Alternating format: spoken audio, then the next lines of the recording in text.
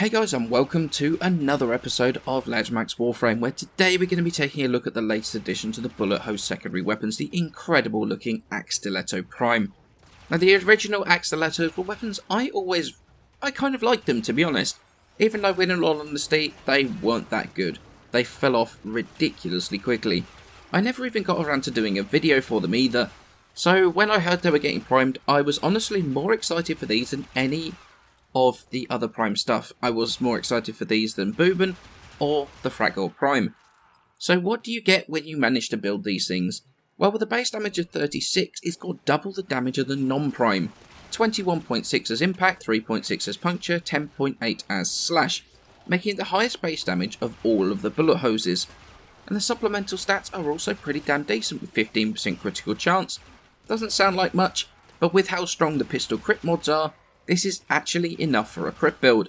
And then combining that with 200% damage multiplier means that these things can definitely be built for crit. Now the status chance of a huge 30% is also easily modded for if you want to, or just ignored if you want to just have that 30% status chance.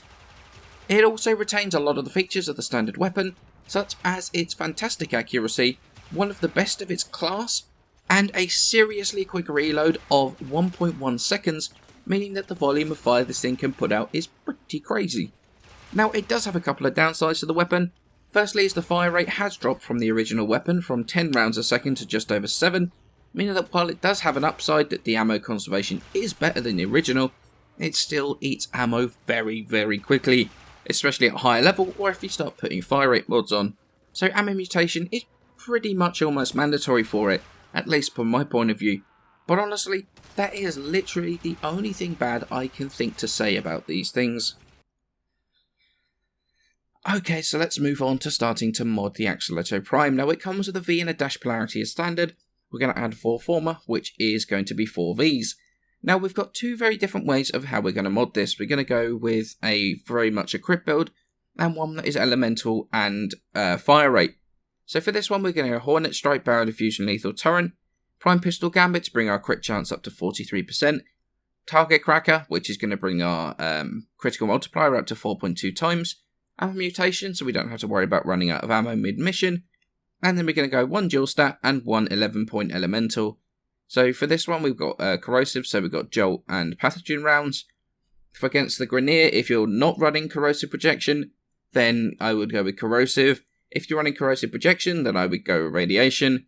Against the Corpus, I would make a choice. If you're going to go very much against Robotic Corpus, then go for the Radiation. If you're trying to kill the squishier stuff, then I would probably go Pure Toxin. That's definitely another way of doing it. And then against the Infested, I would go Corrosive as well. Now the second build we've got here, again, focusing on fire rate this time, and going for elemental rather than crit. Either way works, and I have formatted it in such a way that I can do either build. So I've got on here Hornet Strike, Barrel Diffusion, Lethal Torrent. And then I've got Jolt and Pistol Pestilence, which is going to bring up Corrosive, and Primed Heated Charge to bring up Heat. And then once again, we've got Gunslinger on here to increase our fire rate, and Prime Pistol Ammo Mutation for the extra, the security of knowing that we're always going to have ammo. And then if you're going to go against Grenier, again, you can go either Corrosive Heat, you can go Radiation and Poison, which is also what I would incidentally use against the Corpus, and then Corrosive Heat once again for the Infested. Two very different builds, exactly the same former, but either way, the crit build does kill a little bit quicker at the higher level than the pure fire rate build, but the pure fire rate build is pretty theatrical and is a lot of fun. So depending on what the content is that you're doing, really you can take either of these two builds, they work just fine.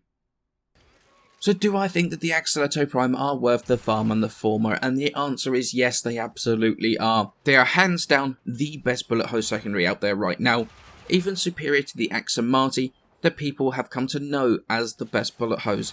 In testing, the Akstiletto Prime is outkilling the Axalto up to and including level 135 gunners, which is as high as I could go right now, killing that heavy gunner quicker literally every single time. And part of that reason for that is because of that fantastic status chance. Even with only a single dual stat on there, it brings it up to a fantastic 84% status chance. So with this thing firing so fast, it absolutely pumps out those status procs, stacking bleed procs, staggering with impact, shredding armor with corrosive. So many people look down on status and think that pure damage wins the day every single time. Well, the Akstiletto Prime is one of those weapons where its status is one of its main features, elevating it above the pure damage weapons like the Axalto, which does crit more often than the Akstiletto Prime. But the best thing about all of this for me, all of this power, all of this fun that this weapon has to offer, which is loads of it, comes in a package that looks stunning and sounds pretty cool as well. I'd go so far as to say that the Akstiletto Prime for me is the best looking weapon in the game. It's a bold claim, I know, but it looks incredible. Everything from textures to the colouring, the weapon is superb. I like the weapon so much that I invested in a couple of Arcanes to try and elevate it to another level. I picked up an Arcane Awakening, which gives you 16% chance to do 60% more damage from your secondary weapon for the next 16 seconds, which when you have a 1.1 second reload, this procs more than you would imagine. You could even put two of them on there, one on the helmet, one on the sandana, which basically gives you 2 rolls for that extra damage. However, I chose to only go with one on my Mesa helmet, and instead I'm using Arcane Avenger on my Sindana, which when you take damage, you have a 14% chance to get an additive 30% critical chance.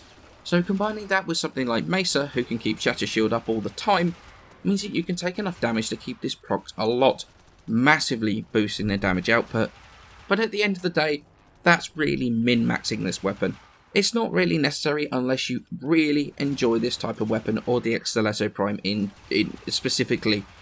The Akstiletto Prime is one that I will be using a hell of a lot. I love how it looks, love how it sounds, and more importantly, how it plays. Spending the entire mission blazing away, not needing to worry about your ammo because of that Prime mutation, it's glorious. So much fun. It's a fantastic weapon, and one that I definitely think should get the love it deserves. As always guys, many thanks for watching, and I shall see you in the next episode.